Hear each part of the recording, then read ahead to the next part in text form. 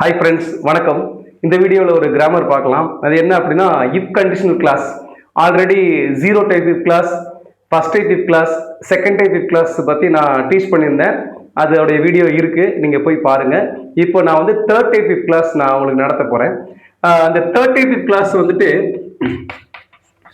அதை எப்படி நம்ம அந்த சென்டென்ஸை வந்து ஃபார்ம் பண்ணுறது, அந்த இஃப் கண்டிஷனல் கிளாஸ் எப்படி ஃப்ரேம் பண்ணுறது அப்படிங்கிறத பாருங்கள். இது ஆக்சுவலா இதை வந்து நம்ம அன்ஃபுல்ஃபில்டு கண்டிஷன் அப்படின்னு சொல்றோம். சரிங்களா? அன்ஃபுல்ஃபில்டு கண்டிஷன் அப்படின்னா நிறைவேறாத அப்படின்னு அர்த்தம். சரிங்களா? நிறைவேறாத ஒரு நிலை, கண்டிஷன். ஓகே, அதை சொல்றதுக்கு தான் இதை யூஸ் பண்றோம். இது எப்படி ஃபார்ம் பண்றோம்னு பாருங்க. ஆல்ரெடி நான் சொல்லிருக்கேன், இஃப் அப்படின்னா தமிழ்ல ஆல் அப்படின்னு அர்த்தம். சரிங்களா? இப்ப உதாரணத்துக்கு பாருங்க, இஃப் யூ ஹேட் informed, ஓகேங்களா? if you had informed me.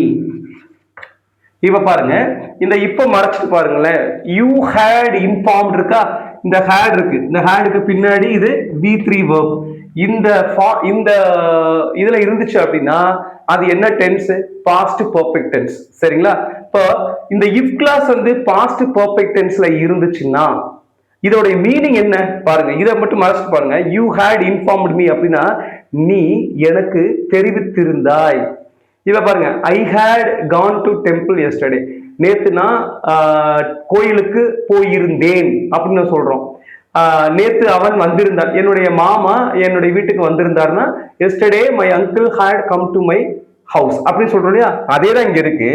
இதுக்கு முன்னாடி நம்ம இஃப் ஆட் பண்ணும்போது ஆல் சேர்த்திக்கணும். அப்போ you had informed me, நீ எனக்கு தெரிவித்திருந்தாய். இப்போ இந்த if ஆட் பண்ணும்போது நீ எனக்கு தெரிவித்திருந்தால், நீ என்கிட்ட சொல்லியிருந்தா அப்படி சொல்ல முடியாது. நீ என்கிட்ட சொல்லியிருந்தா நான் வந்திருப்பேன்டா. நீ என்கிட்ட கேட்டிருந்தேன்னா நான் உனக்கு ஹெல்ப் பண்ணியிருந்திருப்பேன்டா. என்கிட்ட பணம் நிறைய இருந்துச்சு, நீ என்கிட்ட கேட்டிருந்தா நான் ஹெல்ப் பண்ணியிருந்திருப்பேன்டா அப்படி சொல்றோம் இல்லையா? இப்ப பாருங்க sentence, informed me I would have, ஓகேங்களா? I would have கம் அப்படி வச்சுக்கலாம். ஓகே, இந்த கம் அப்படின்னு இருக்கு இல்லையா? இந்த would have, இந்த ஹாவுக்கு பின்னாடி வர்ற கம் வந்துட்டு V1 கம் கிடையாது, இப்போ பிரசன்ட் டென்ஸ் கிடையாது. இது V3 past participle come. Come, came, come அப்படி சொல்றோமா? ஸோ அந்த கம் தான் இது. இப்போ ஐ வுட் ஹாவ் கம் அப்படின்னா நான் வந்திருப்பேன். அப்போ இதோட மீனிங் என்னன்னா, நீ என்னிடம் தெரிவித்திருந்தால் நான் வந்திருப்பேன். அப்போ நீ என்கிட்ட சொல்லவும் இல்லை, தெரிவிக்கவும் இல்லை, நான் வரவும் இல்லை, ரெண்டுமே வந்துட்டு நிறைவேறவில்லை. அதனாலதான் இதை நம்ம வந்து அன்ஃபுல்ஃபில்டு கண்டிஷன் நம்ம சொல்றோம். எக்ஸாம்பிளுக்கு நீங்க நிறைய பிராக்டிஸ் பண்ணி பாருங்க.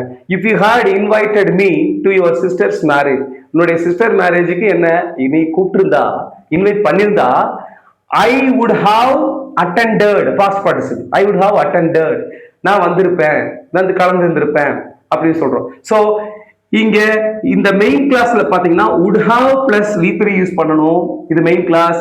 இது if கிளாஸ்ல வந்துட்டு பாஸ்ட் பெர்ஃபெக்ட் டென்ஸ் யூஸ் பண்ணணும் for unfulfilling condition. Okay, thank you so much.